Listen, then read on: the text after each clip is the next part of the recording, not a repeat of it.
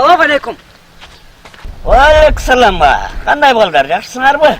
Байке, бул айылдын больницасына кантип барабыз? Эми больницага бул айылга айтети чоң жол менен кетсеңер жакшы болмок да.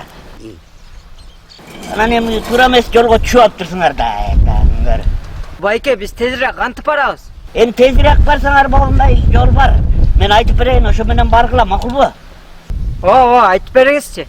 Мына бул жерден өтөсүңөр. Бул жерден барып жана көрүп атасыңар, тиги үйдүн жанынан өтүп солго бурулсаңар, этаж үй бар. Ошол этаж үйдөн нарыраак басып ары оңго буруласыңар да. Оңго бурулгандан кийин 10 метрден кийин ит көчө деп коет. Мындай эки сетканын ортосу бар. Кычык көчөдө ит көчө деп коет ошону. Ошол ит көчө менен өтүп барып турганда мындай сетка бар. Сеткада кичинекей ит бата тургандай тешик бар да.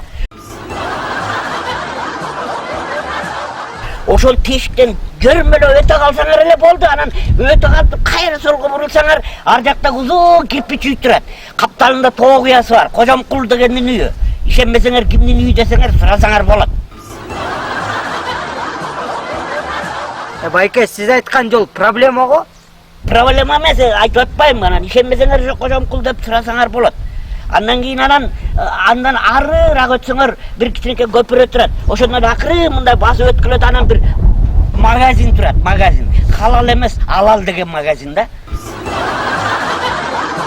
Мына ошого кирбей эле койгула ал магазинге. Андан өтүп туруп анан чоң жол асфальт турат. Ар жакта вакцина принимаем вакцина деген бирдеке деп жазылып турат. Ошол доктор, ошого барасыңар. Байке, биз тезирээк кантип барабыз? Кайра тезирээк барыш керек дейсиң да, туура эмес көчөгө чыгып алып. Мен айтып берип атпаймынбы?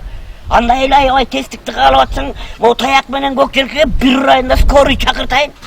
Тез эле жеткирип коет силер.